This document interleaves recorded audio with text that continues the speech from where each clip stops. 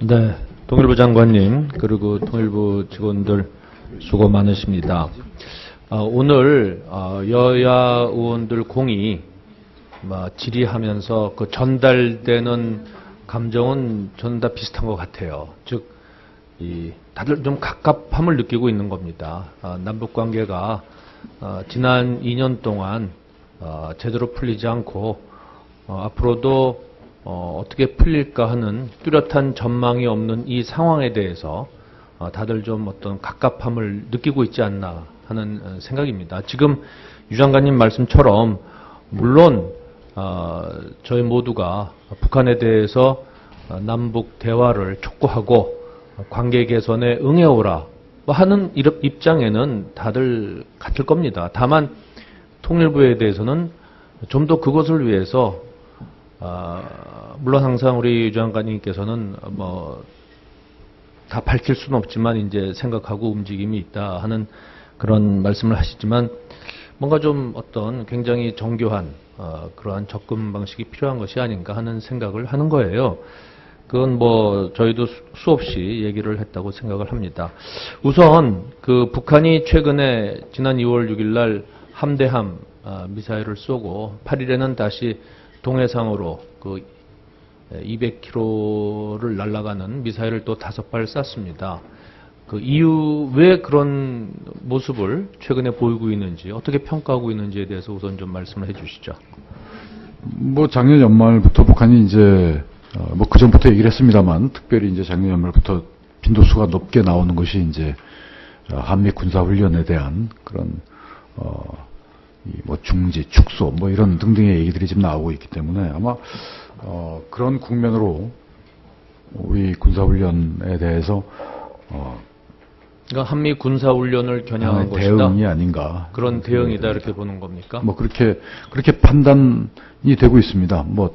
뚜렷한 무슨 다른 증거가 있는 건 아닙니다만. 알겠습니다. 나중에 다시 이 문제를 또 얘기하기로 하죠. 최근에 청와대 연도 업무 보고 때 대통령께서 저는 상당히 담대한 남북 관계 개선의 의지를 보였다. 이렇게 평가를 하고 있습니다.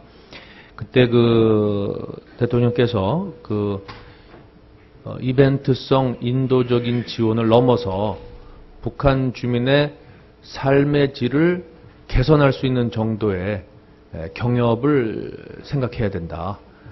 그리고 국제적인 협력을 통한 그러한 경협 사업도 언급을 하셨는데 이것은 기존의 한반도 신뢰 프로세스의 절차를 뛰어넘는 페이스를 상당히 단축시키는 그러한 제안이 아니었나 싶습니다.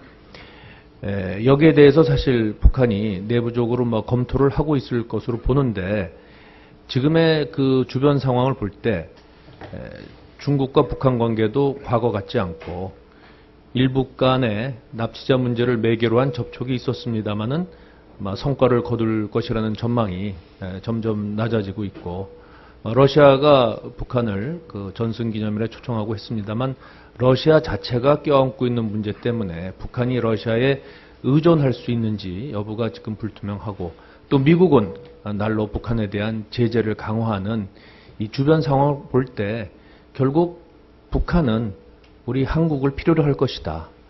결국 우리한테 의존할 것이다. 이렇게 생각을 합니다.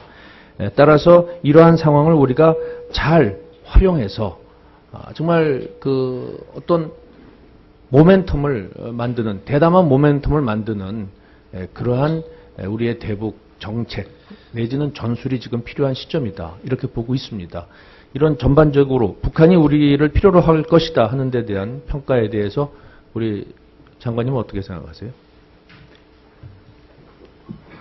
글쎄 이제 북한의 의도나 또는 북한의 대남 정책의 배경 이런 걸 이렇게 참 우리가 딱 집어서 얘기하기는 쉽지는 않을 것 같습니다. 근데 존경하는 우리 심인조 의원님 말씀하신 것처럼 그 말씀의 내용은 많은 전문가들도 얘기를 하고 있고 또 실제로 저희들의 북한 정세에 대한 판단도 작년부터 작년 초부터 북한이 보여왔던 여러 가지 행보나 또 말들을 놓고 보더라도 또 지금 말씀하신 객관적인 상황 뭐 이런 걸 종합적으로 생각을 해보면 대남 관계에 대한 수요가 있다고 저희들도 생각을 합니다. 그런데 작년 하반기 특히 이제 작년 10월달 이후에 그 북한이 보여줬던 여러 가지 행동들은 또 좀 그것과는 좀 다른 방향으로 가는 게 아닌가 하는 또 그런 판단도 또 있습니다.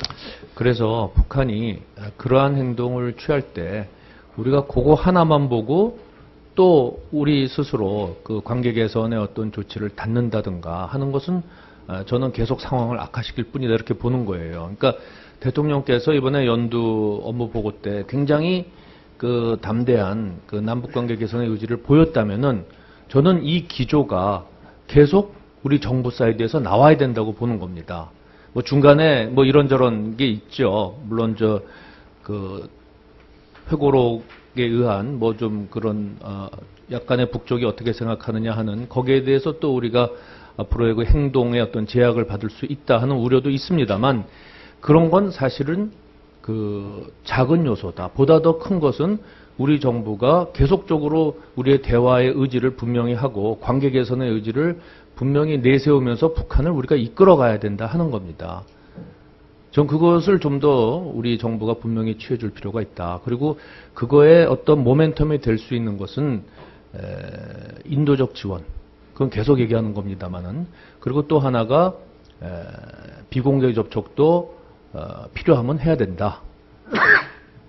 그것이 어떤 북한이 그것 때문에 좀 나중에 밝혀지는 것 때문에 움츠러들지 모른다. 또 우리 쪽에도 그런 요인이 있긴 하지만 그럼에도 불구하고 해야 된다. 안 할 수는 없는 것이다. 그래서 남북관계를 풀어야 된다 하는 것을 그런 것에 대해서 우리가 분명하게 그 방침을 정하면은 그걸로 계속 밀고 나가는 그런 좀 일관성 있는 모습을 보여줘야 된다 하는 겁니다.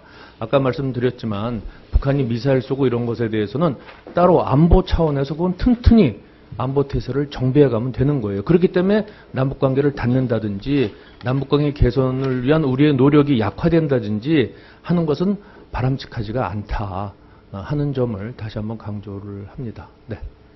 예, 잘 알겠습니다. 네, 심윤조 의원님 수고하셨습니다. 예, 다음 존경하는 김한길 의원님 질의해 주시기 바랍니다.